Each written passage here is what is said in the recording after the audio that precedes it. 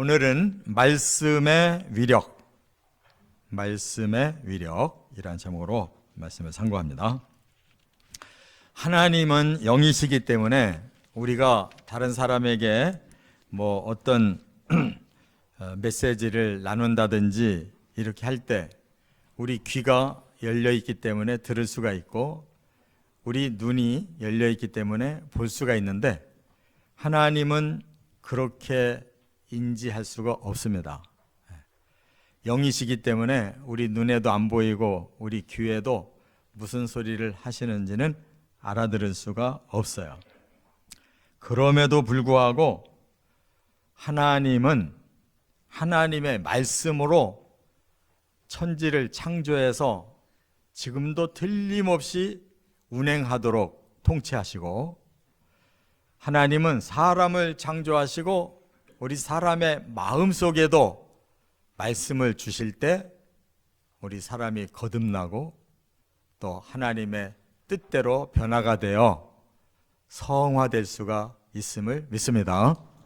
뿐만 아니라 우리가 이제 보이지 아니하는 세계인 그 하나님의 영의 세계가 바로 하나님께서 구원받은 자들에게 허락된 나라인데, 우리는 지금으로서는 영이 약하고 또 믿음도 부족해서 그 나라가 보이지 않지만 하나님의 말씀이 역사하시면 우리는 드디어 그 영의 세계를 다 알고 뿐만 아니라 그 영의 세계까지 들어가서 누리게 된다는 사실을 깨달으시기 바랍니다.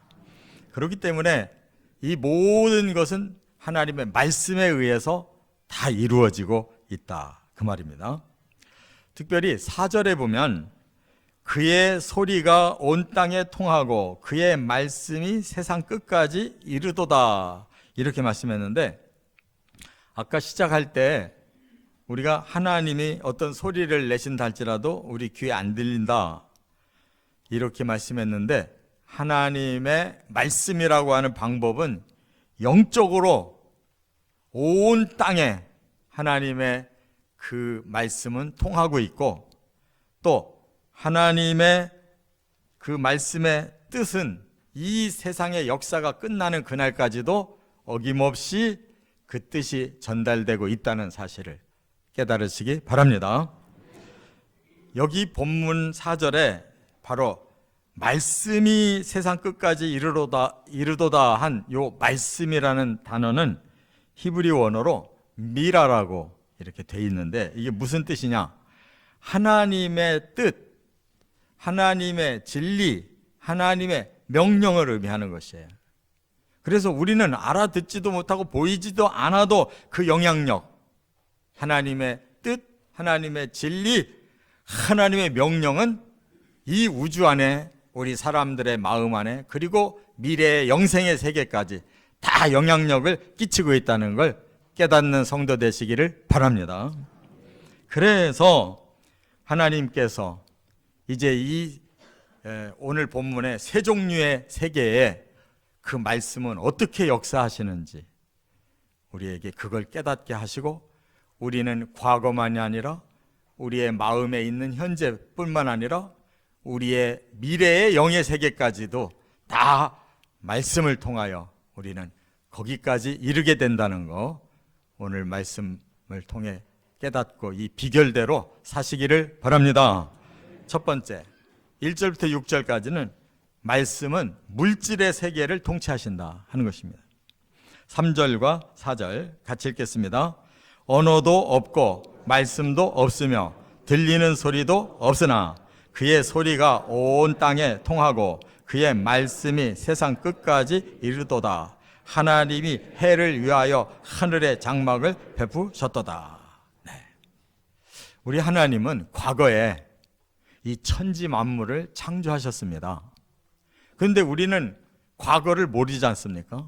우리 마음은 현재만 느끼고 또 현재만 보이고 현재만 들을 수가 있는데, 과거에 하나님이 이 세상 만물을 창조하시고 그 세계가 지금 현재까지 이렇게 이루어지고 있는 것은 우리는 알아듣지 못하나 하나님의 언어와 하나님의 말씀과 하나님의 영적 소리는 지금까지 온 땅에 그 영향력을 미쳐서 오늘도 이 온 우주는 하나님의 뜻대로 움직이고 있는 줄 믿습니다.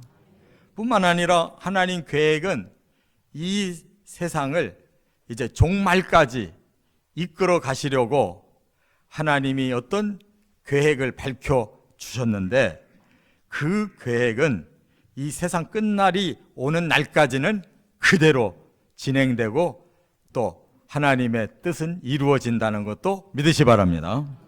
그래서 우리는 이처럼 하나님이 이 세상에 그 모든 것을 다 그 근원을 만들어 주셨기 때문에 지금도 우리는 잘 몰라도 저 창공의 세계 넘어 우주까지 다 하나님이 주장하셔서 1분 1초도 이 우주는 어김없이 돌아가고 또 우리들이 살아가고 있는 이 모든 자연 세계의 환경은 이렇게 정확하게 우리를 위해서 주어져 있다는 거 믿으시 바랍니다. 자, 그렇다면 이것이 바로 천지인 만물을 하나님이 창조하시고 하나님이 통치하고 계시다는 증거다, 그 말이에요.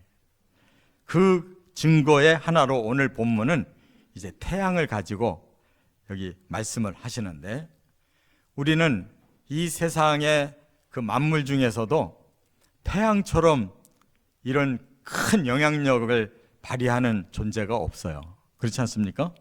그래서 하나님이 이 태양이 떠 있는 이 하늘의 세계를 창조하신 것을 보고 그걸 영안으로 깨닫는 자들은 바로 이렇게 말한다는 거예요. 하늘이 하나님의 영광을 선포하고 그 궁창도 하나님의 손으로 하신 일을 나타내도다 라고 이렇게 고백하는 것은 바로 영안이 눈뜬 사람에게만 할 수 있는 고백인 줄 믿습니다.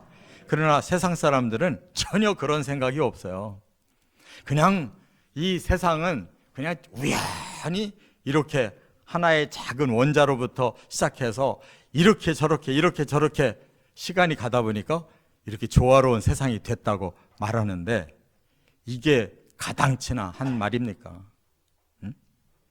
이 세상이 우연히 만들어졌는데 이렇게 1분 1초 또 틀림이 없이 이 우주의 항체들이 정확하게 움직이고 있다는 것이 이게 도대체 말이 되냐 말이에요. 만물의 영장으로 지어진 사람도 기술이 대단해서 막 빌딩을 짓고 뭐 별의별 걸 다 만들어내는데 시간 지나면 어떻게 돼요? 엉터리로 진 것들이 많아가지고 다 파괴되고 야단나잖아요.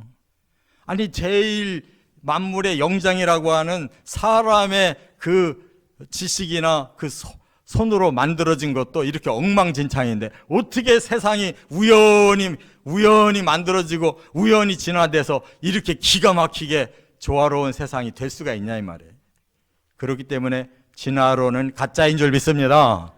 바로 살아계신 하나님께서 창조하시고 지금도 어김없이 사람을 위해서 이렇게 통치하고 계시기 때문에 그 태양이 과거나 지금이나 이 세상이 존재하는 마지막 날까지 조금도 변함없이 태양의 역할을 하고 있다는 걸 깨달으시기 바랍니다. 그렇기 때문에 우리는 태양을 보며 하늘을 보며 자연의 모든 만물을 보며 하나님의 영광을 이렇게 선포하고 있다라고 자연의 그 모습 속에서 그걸 깨닫고 감격하고 감사도 할 줄 알아야 영안이 열린 성도인 줄 믿습니다. 그런데 여기 하늘과 궁창이라고 말한 거는 동의어를 말하는 거예요. 왜 그러냐? 시인은 감성이 풍부해서 한 단어만 딱 얘기해가지고는 부족해요. 그러니까 하늘 그러고 다시 다른 말로 궁창 이렇게 함으로써 그 하나님이 지으신 세계가 너무 영광스럽습니다, 너무 감사합니다라는 표현을 이렇게 시적으로 하고 있단 말이에요. 우리는 그 정도는 못 되더라도 하늘도 하나님 만드시고 땅도 하나님 만드시고 모든 자연의 질서를 하나님이 지켜주셔서 우리가 살고 있으니 감사합니다라고 고백할 수 있기를 바랍니다. 자, 그런데 하나님께서 이 태양을 가지고 어떻게 우리를 위해 역사하는지를 여기 2절에 이렇게 말해요. 낮은 낮에게 말하고 밤은 밤에게 지식을 전달한다. 그러셔요. 이게 무슨 뜻이냐? 뭐 어떤 스님이 뭐 물은 물이고 산은 산이고 뭐 이랬다는데 그 굉장한 것 같은데 알고 보면 별게 아니에요. 그럼 물은 물이고 산은 산이지. 그러나 하나님은 그렇게 말씀하지 않아요. 낮은 낮에게 말하고 있고 밤은 밤에게 지식을 전달하고 있다. 이 말은 뭐예요?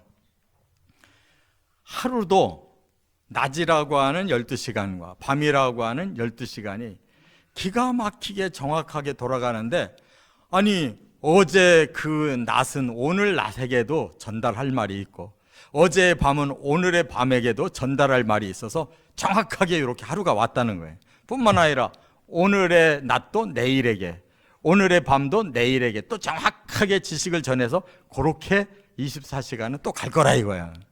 믿습니까? 이게 어떻게 우연이 될 수가 있냐.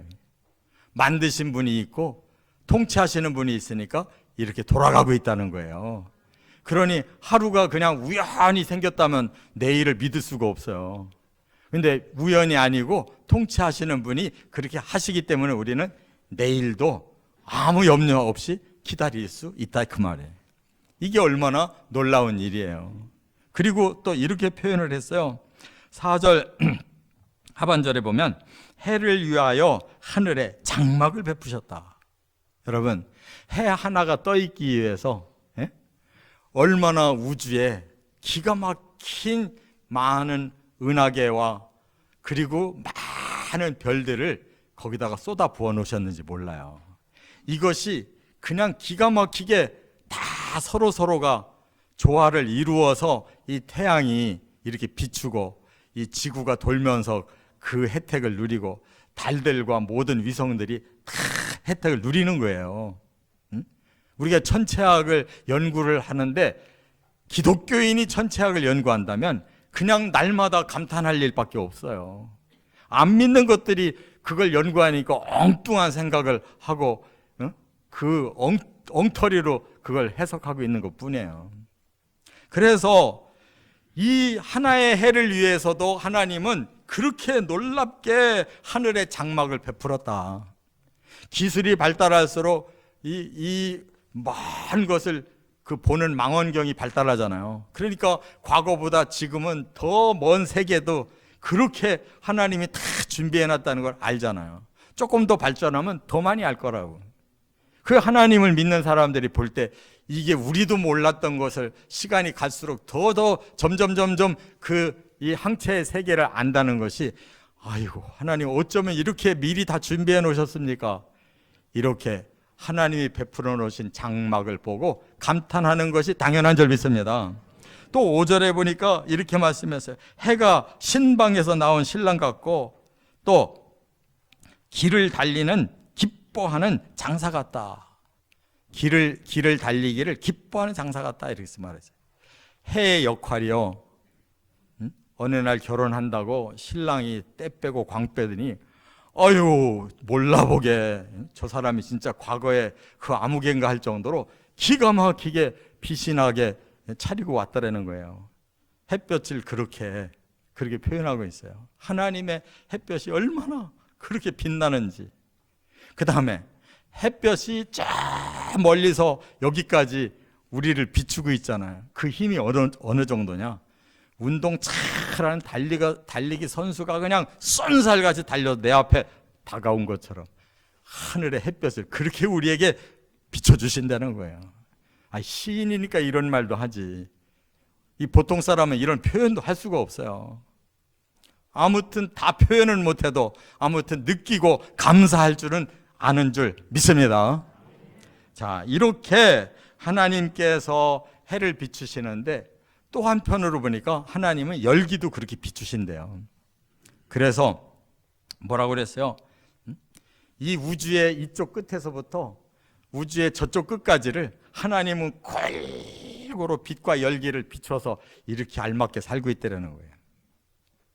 정말 이런 말을 한 번쯤은 우리가 해야 될 거 아니에요. 하나님 감사합니다.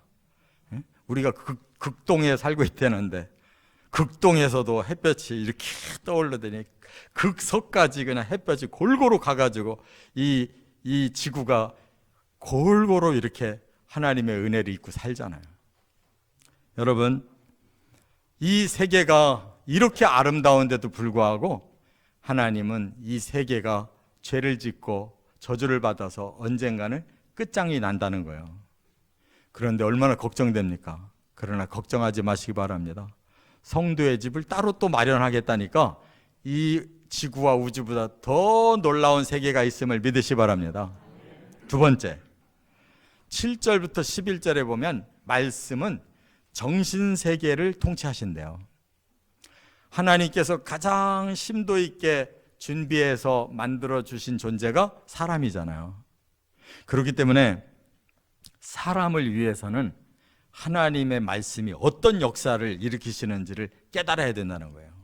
가장 중요한 사람, 우리 사람의 마음, 여기에 하나님이 말씀으로 역사하는 것이 뭔지를 알아야 된다는 거예요. 한번 7절 8절만 같이 읽겠습니다.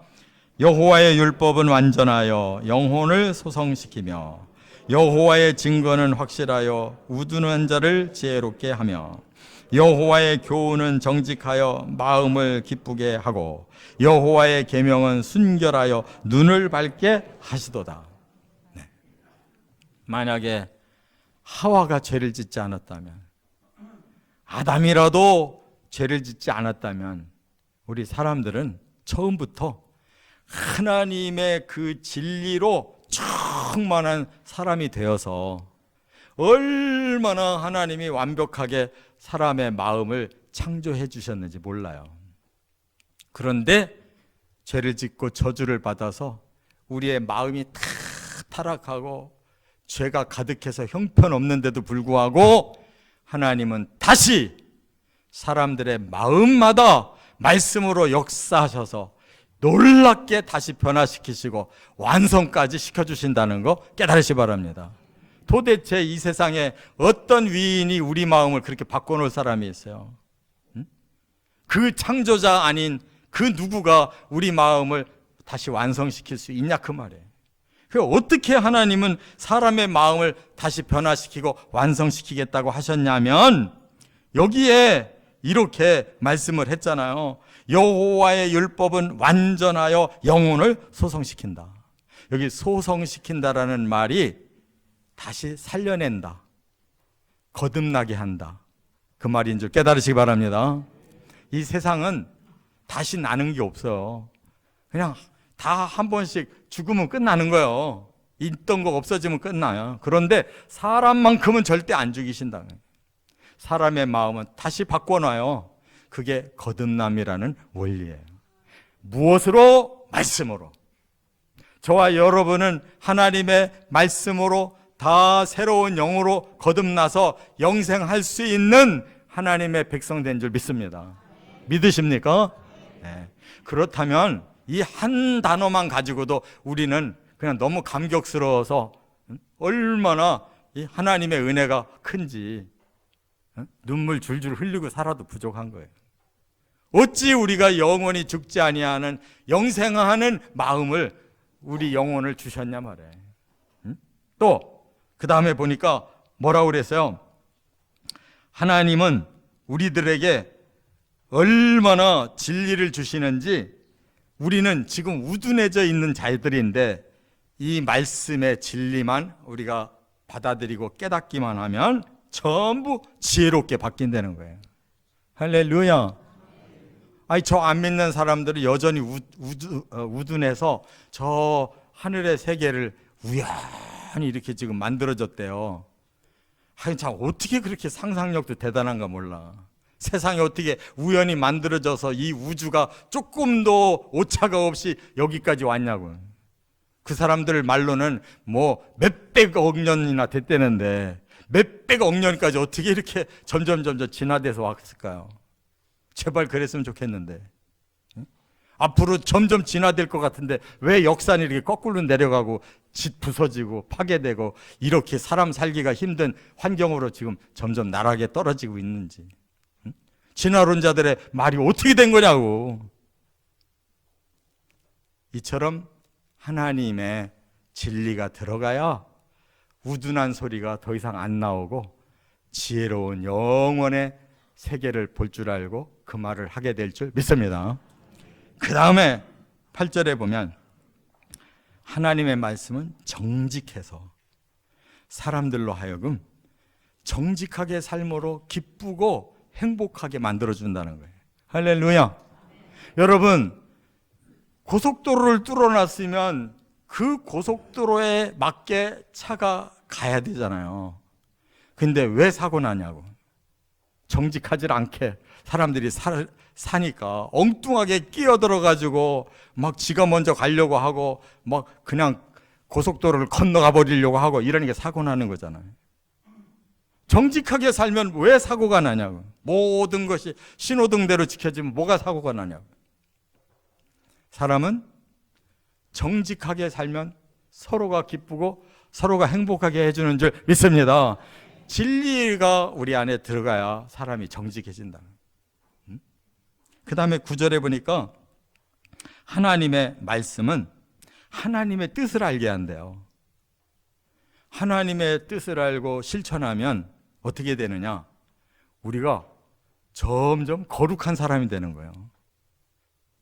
여러분, 거룩의 반대가 뭔지 아시죠? 더러운 거예요. 이 세상이 사람 마음이 더러워지니까 모든 그 더러운 행위들이 남아가지고 이렇게 사람들이 살기가 힘든 거예요.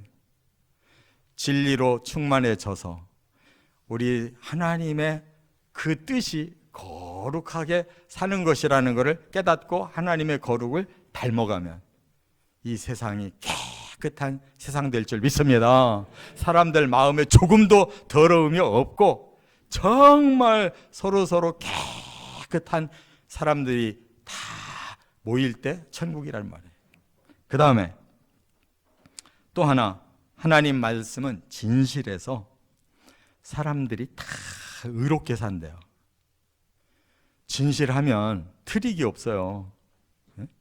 다 올바르게만 가는 거예요. 서로 올바르면 사는 것이 가장 평안한 거예요. 근데 여기에 자꾸 불의가 들어가면 옆으로 삐끄러지고 자꾸 요령 피우는 사람이 생기면 이 세상이 불편해진단 말이에요. 또 하나, 하나님의 말씀은 순금보다도 가치가 있대요. 제가 요즘에 이렇게 뉴스를 들으면 경제가 너무 지금 어려워져 가지고 갑자기 막 금덩어리 살려고 사람들이 뭐 국가도 마찬가지고 막 열심을 내 가지고 금값이 그냥 하늘을 치솟았대요. 옛날에는 교회 성도들이 아기를 낳으면 돌 때 되면은 돌 반지를 하나씩 사줬거든요. 그때 몇만 원 안 했어요. 그래서 사줘도 별로 큰 부담 없이 서로 축하해 줬는데 지금은 수십만 원이래. 금 한 돈이 수십만 원. 그래서 사줄 수가 없으니까 뭘 어떻게 그냥 간단하게 돈을 적게 들여가지고 기념할 수 있는 거 요즘 만들어 놨대네. 여러분, 이 세상이 이렇게 가치 없는 세상이 돼버렸어요. 그런데 하나님의 말씀이 들어가면 진정으로 최고의 가치 있는 삶을 살게 만들어준다는 거예요. 할렐루야. 또 하나님께서 이렇게 말씀을 주신 대로만 살면 상을 받을 수 있다는 거예요. 여러분, 하나님께서 주시는 상이 눈에 보이는 정도도 이 정도인데 눈에 보이지 않는 세계에서 주실 상은 얼마나 대단하겠냐고요. 기대하시기를 바랍니다. 이와 같이 하나님은 우리 마음에 이렇게 말씀을 부어주시면 사람이 거듭나고 변화가 되고 천국에서도 영원히 살 뿐만 아니라 영원히 상 받는 삶을 살도록 사람을 싹 바꿔준다는 거 꼭 믿으시기 바랍니다. 끝으로 세 번째, 또 하나가 남아 있는데 12절부터 14절에 보면 한 말씀은 영의 세계를 통치하신대요. 이제 우리가 과거의 세계, 현재의 세계만이 아니라 미래의 세계도 하나님 말씀으로 준비되어 있다는 거예요. 자, 한번 14절 같이 읽겠습니다. 나의 반석이시요 나의 구속자이신 여호와여, 내 입의 말과 마음의 묵상이 주님 앞에 연락되기를 원하나이다. 이게 놀라운 비밀이에요. 이 마지막 말씀을 안 듣고 가면 아무 소용없어요. 자, 사람은 이제 진리를 알았어요. 진리대로만 다 변화되면 되는데 어찌 된 건지 아담과 하와가 저지른 그 죄 때문에 우리는 태어나는 순간부터 죄인이 되고 태어나는 순간부터 저주를 받아가지고 우리 인생은 이렇게 불행하게 살고 있다고요. 이 사실을 깨닫기 시작하면 해결점이 나오는 거예요. 이것을 해결하면 영의 세계가 우리에게 열려지고 이것이 완성되면 영원한 천국에서 우리는 영생과 영광을 누리게 되는 거예요. 할렐루야. 이것이 영의 세계란 말이에요. 그런데 우리가 그렇게 되기 위해서 반드시 필요 충분 조건을 채워야 되는데 아담과 하와의 문제를 여기 본문에서 딱 두 가지 단어로 표현해 줬어요. 사람은 죄와 허물 때문에 이게 안 되는 거라는 거예요. 현재에 우리가 멈춰 있는데 이 땅에서 우리는 죄 때문에 불행하게, 허물 때문에 저주스러운 인생을 살고 있다는 거예요. 여기 죄라고 하는 말이 원어로 페샤라고 돼 있는데 이게 무슨 뜻이냐? 하나님의 원칙을 저버렸다는 거예요. 하나님이 주신 이 기본 법을 위반해 버렸다는 거예요. 그러면 그 죄는 값을 치러야 되는 거예요. 범죄했으면 감옥을 가야 되는 거란 말이에요. 그래서 우리는 우리의 미래의 영의 세계가 천국이에요? 아니에요. 죄를 진 사람은 지옥을 가게 돼 있는 거란 말이에요. 지옥. 영의 세계는 지옥도 있어요. 이대로 가면 지옥 가는 거예요. 그 다음에 허물이라는 단어가 뭐냐? 이것은 쉐기야라고 그러는데 이거는 개인적인 실수를 말하는 거예요. 자, 근본적으로 사람은 조상 때부터 지은 범죄자로 죄성이 계속 내려오고 있어요. 그래서 우리는 그 죄성이 올라오면 또 죄를 져서 허물을 하나 더 쌓고 또 죄를 져서 허물을 하나 더 쌓고 그러고 있어요. 그러면 우리 개인들에게는 허물이 쌓인 만큼 지옥의 불덩어리에서 벌 받아야 된다 그 말이에요. 깨달으십니까? 네. 그냥 무더기로 들어가는 게 아니에요. 하나님이 다 써놓은 책들에 의해서 우리의 허물만큼 벌 받는 거예요. 무서운 벌을 받을 사람이 또 따로 있다 이거예요. 허물이 많은 사람이. 얼마나 두려워요. 영의 세계를 알면 두려운 거란 말이에요. 그러나 하나님의 목적이 그게 아니기 때문에 우리는 희망을 가지고 어떻게 해야 되겠어요? 죄와 허물을 빨리 해결해야 된다는 말이에요. 믿으십니까? 네. 그래서 오늘 본문에 저자가 이렇게 기도하는 거예요. 12절에 자기 허물을 능히 깨달을 자 누구리요? 나를 숨은 허물에서 벗어나게 하소서. 내 허물이 점점 이렇게 쌓여서 이대로 가면 지옥에서 가장 밑바닥에서 고통을 받을 수밖에 없게 생겼는데 허물을 빨리 깨닫고 이 허물을 빨리 벗어나게만 된다면 가능한데 우리 힘으로 안 된다는 거 알았다는 거예요. 그래서 하나님께 뭐라 그래요?